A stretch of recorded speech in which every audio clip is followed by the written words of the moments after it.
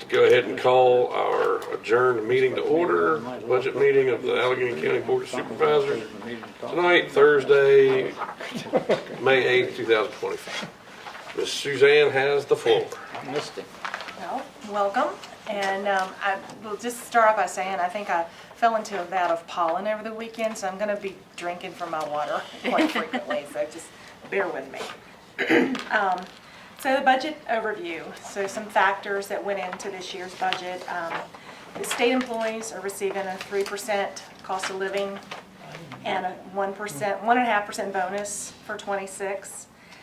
So we're recommending that county employees also have a step increase and a 3% COLA. Our health insurance increased 9%. And we're recommending to increase the HSA amounts for single employees and for family and employee plus one. That is your equality between your high deductible plan folks and your regular plan folks, yes. You don't have an extra one, do you? I do. Mr. Bennett needs one. Did you say it was in our pack? No, she gave it to us before we Give it left to you. last. Tuesday. Oh, Tuesday before you left. Dog eat your homework. I guess. That's okay, I was prepared. I had a brain freeze on it.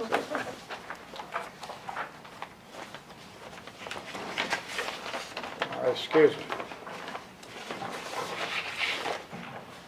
Okay, so those were a lot of the factors that went into what we've got going on this year. Of course, we have the reassessment, and we'll talk about that here in a few minutes. And let's see, there are some, of course, we start off with department request, and we sort of work through those. There are some changes that happened to those. Some of them across the board are the pay files. So I actually take a snapshot of everyone's pay at the beginning of March or April, and then apply the exact numbers and the increases that we're considering. Sorry.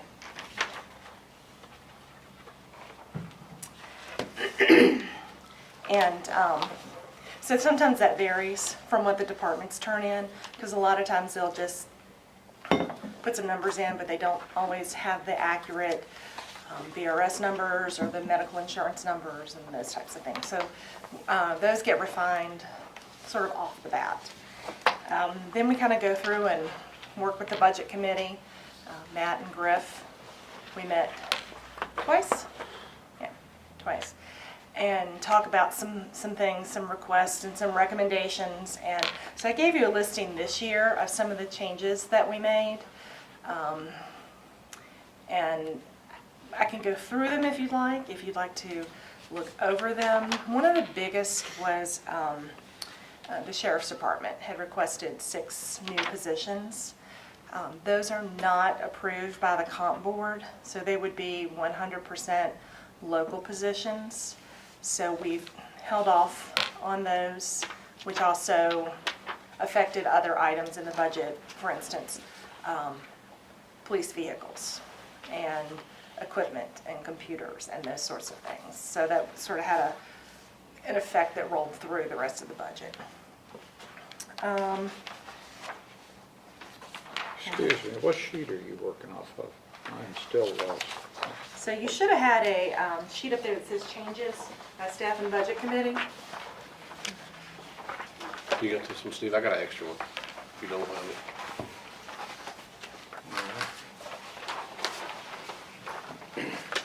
Excuse me again, I'm with you now. Okay. So those are some of the changes that we made. We did, we spoke with the sheriff and talked with he and Ray King about some of the things that they were working on, some of their requests. And we actually had Covington in the room, we had Alan and David Bryant in the room, because these are joint funded, so they have to be on board as well with any increases. Did talk about a camera system for them, in-car camera, and a change in their body cameras that everybody was on board with, so we are recommending that. You approved at Tuesday night's budget one of the items they requested that we're going to go ahead and do. Wasn't there another camera at the back door or something they wanted? Yeah, Did we yeah. approve that too, didn't we? Or Yeah, that is still in here. it's CF, okay. Yeah. And then, so the other thing that we talked about and made some changes to was the public safety request. They had requested 6 new full-time positions to start in July 1st. They're just getting on board with sort of their first phase of the chase vehicle. So the committee talked with Jonathan and talked about maybe putting that off and let the chase vehicle come in and start its work and then see where things are and how they progress. I think that's all we talked to that day, staff-wise. Jonathan and the Yeah, and sheriff. you taking one vehicle and transferring it to Yes, save? they had requested a vehicle, but we're going to use the Tahoe that Reed has been using, and then we're going to replace that for the new administrator. Did the sheriff's office say why they wanted 6 new employees? They wanted 2 positions in the jail that were EMT certified jailers, and a lot of that was for transport reasons and to help with some of the issues that come up when they have to transport medical inmates. And then the 4 positions are extra positions on the law enforcement side, and I think that's to put an extra person on each shift, if I remember correctly. All those positions funded by the county Yes, those would be because they've not been approved by the comp board. and vehicles? Correct. You have total cost for that? His total request was around 2 million more than last year. Those costs alone, just for 4 officers and vehicles, probably came in around a little over 500,000, probably north of that.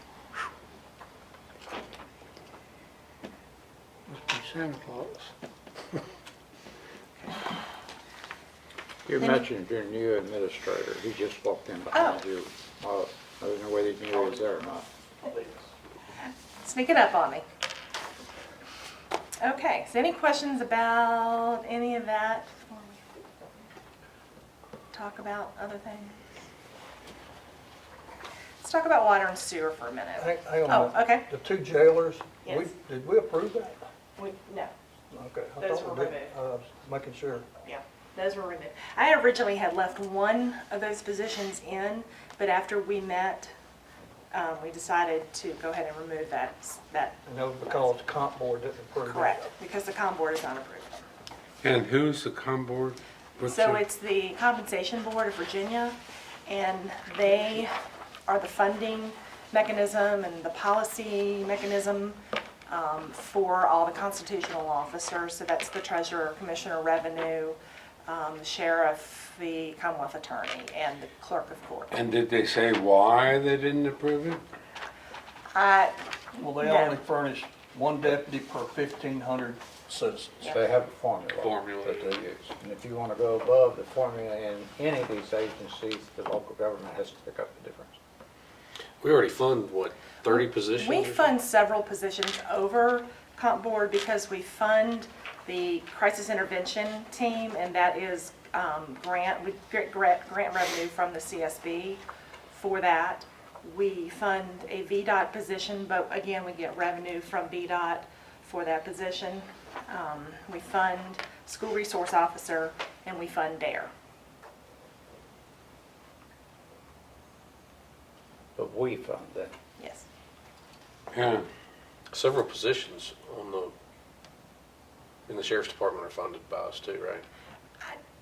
I think they had a couple extra over comp board that they got during COVID, and I think those are still effective comp Okay. positions. Because I knew when I we remember. were trying I to, think we were trying to count and see. because some were on pay scale and some were on comp board. Yeah. And we were, And then, Doc, I think that even the comp board funded ones, they only fund up to a certain amount of the salaries. So if your salaries are above what the state recommends, you, the government, got that. Is that just because the state doesn't want to pay for it, or? Yeah, simply put. Again, they fall back to that formula. Yeah, because, you know, the legal services, the sheriff's office and everything like that, that's a big chunk. And they have a formula And they're for asking for more, so that would be even a bigger chunk. the legal services. I'm assuming you're talking about process serving? that Yeah, sort of well, thing? I'm trying to lump it all together. Yeah, process serving, there is a different formula on top of their formula for law enforcement, like road deputies. They do have a formula for process serving as well, and I have no idea what that is off the top of my head, but that does fund additional positions outside of your regular law enforcement. But there is a formula for that. And it's just like anything else at the state. The SOQ formula that they use for education and teachers is usually woefully short when you do the math. So this is pretty much the same. Yeah, and I think I remember hearing that when the state has prisoners that we have to house, they give us like $15 a day or something like that? It's, I don't Some ridiculous recall. number that, It's not what it cost us to house Yeah. them here. I know they were coming to Were pick up a whole refused? bunch of them, so that's good. I think they were coming to pick up about 20 of them, is that what they? Yeah, Ray had said there were, You have to stay on the state to come get their inmates that they're responsible for, but they will eventually come and get them. I think they pay what, $9 or $11 It or went from something. $4 to $9. Is it 9? Yeah. It may be 11 now. I'm not sure. I don't can remember. we Either. refuse? No, No, Why not? they go through the court system. It's the same thing with teachers pay. They announce about how all the teachers are given a state raise. The only part they don't tell you is they pay maybe 20% of it, and you gotta pay the other 80. Biggest problem is they meet first, set their budgets, they go home, and we're stuck with what's left the balance. Mhm. to balance. Any other questions about that before we? Do you want to do water and sewer? Yeah. So water and sewer, and we've talked about this some. They've had instances where they've kicked the can down the road for a long, long time. So we've started to have some conversations about trying to rectify that. They have worked over the past year with VACO and VML financing to try to look at the current debt load they have. Their current debt load is very heavy, and they have a lot of debt service that they pay for projects that have been completed. Problem is, there's this whole pipeline of projects that need to keep coming, but there's not enough capital to keep that going. So I have suggested that, well, let me back up. They did request the rate to go up $1.50 this year. The budget committee was not comfortable with that, and so we took it back to the dollar for the water, for the sewer, 50 cents for the overages. But I suggested that probably come late August, early September, and I volunteered you for this, Ken, is we start to have some meetings. I know they have been talking to an architectural firm who specializes in water and sewer fixed assets about doing assessments of our assets, very much like they've just done with all of our facilities, all our county-owned properties. Going through and doing that so we can formulate a plan, complete with priorities and a CIP to go along with that, to really give us a roadmap and figure out, okay, this is what we need, and then we can work with VACO VML Finance and figure out how to get where we need to get. So that is kind of the tentative plan right now. Do you have an example of any of that? An example? Of what? Of the needs, where is, Oh, so there is a pump station in our pump house in Intervale right now that is sinking and is just about to sink to the point where it cannot be used. If it sinks anymore, it will be completely inoperable, which is not a situation we want to be in. So it's that kind of thing. We sort of had to find some emergency funds to go ahead and improve fixing that. And that's 250, 300,000-ish for just that. So the thought is, and Griff had asked if they had done a survey like this, and they had done a water survey at some point, but the sewer facilities were never a part of that. And I'm not talking about like our sewer plants. I'm talking about our lines and the pump houses, and I don't know much more than that. Lift stations. Yeah. So, but all of those types of assets that need a good analysis to see what do they need exactly, and what is that priority? Does it need to be done this year, next year? Can it wait 3 years? Can it wait 5 years?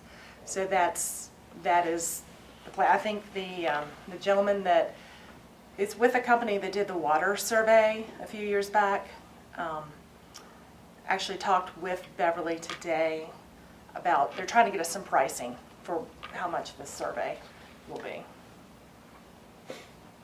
And they already have the water information, so half the battle is already been fought.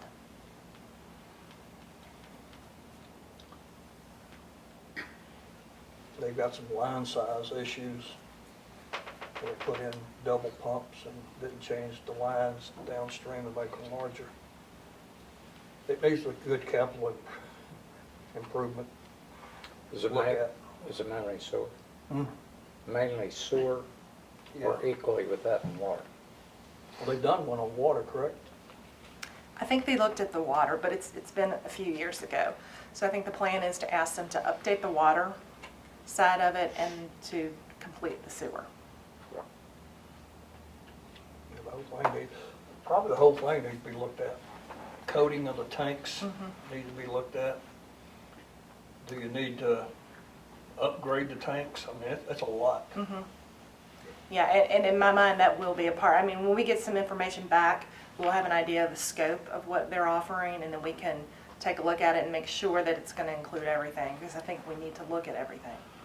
Have you raised the rates in Clifton Forge?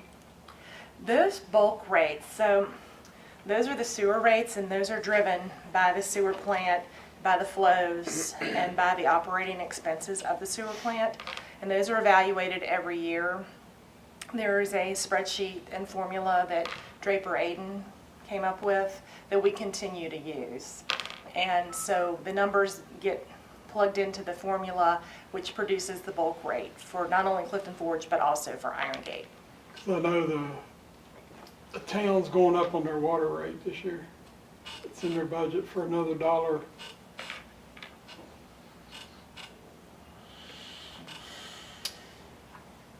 And, if things are just expensive, I mean, pipe, for example, it's just, it doesn't cost what it did 5 years ago. And, It's always gonna cost more to furnish those services in a Mountain Valley community than it would anywhere else. correct. Because we have fewer Rockbridge, customers per Harrisburg, mile. up through there, if they wanna go to a new subdivision, you just go through the cornfield and go over there to do it. You know, to get from Island Fork Bridge to my house, you gotta come 6 miles down this way, turn, and go up the creek on the other side of the mountain. Everything we do, as far as furnishing services, is gonna be expensive. And it's because of our Mountain Valley layout of our land. We can't cut cross country like everybody else does. And it's not a profit center either, it's, Nope. Well, and you're not intended, you're intended to break even. yeah. But you We're not also doing need that. to recoup enough to provide money for these capital investments that you have, just like at your house. You have to make capital investments in your own home. It's the same idea. If you don't, your floor in your kitchen's gonna fall in. It's same theory. It's an aging system, and it's at the point where you have to do routine maintenance, it's gonna really cost you. I mean, it's just where it is. But I think the main, in the past years, several, I mean, probably before, well, Steve and Cletus, I don't know if the maintenance part of it wasn't taken care of back, you know, if you let stuff go, then eventually you're gonna be paying for it later, and that's what we're doing now.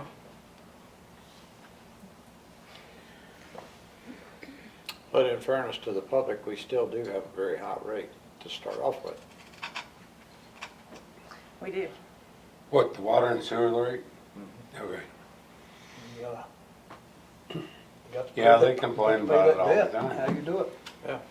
I have an alternative septic system. I'd love to have sewer. I was just gonna say, live out in the country Yeah. and spend $15,000 to drill a well, $2,000 every couple of years when the pump goes bad. A lot of rural people are even paying way more than what your citizens are on public water and sewer.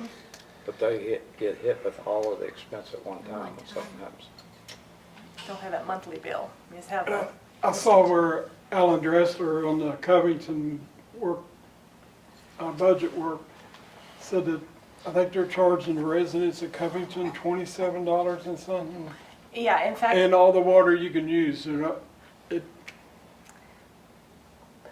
that's his quote, that's what he that's said. correct. That's correct. That is their current status, yeah. That's only residential, Yeah, either. residential. Commercial's metered. And the other problem that we are encountering this year is they have made significant improvements to their water plant. And so now they are passing on some of those costs to their customers. And we, of course, are their customer for that end of the county. We're their customers for water and we are their customers for sewer. So we have seen some significant increases in our cost as well. Not only, I know that their bills are going up in the city for the residents for their usage, but ours is as well. And it was a pretty significant jump for us.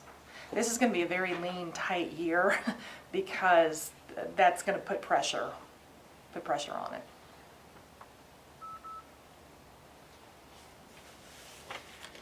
And I'm not so sure all these grants that we've gotten for years and years are gonna dry up. Always a We've been possibility. living off a lot of them.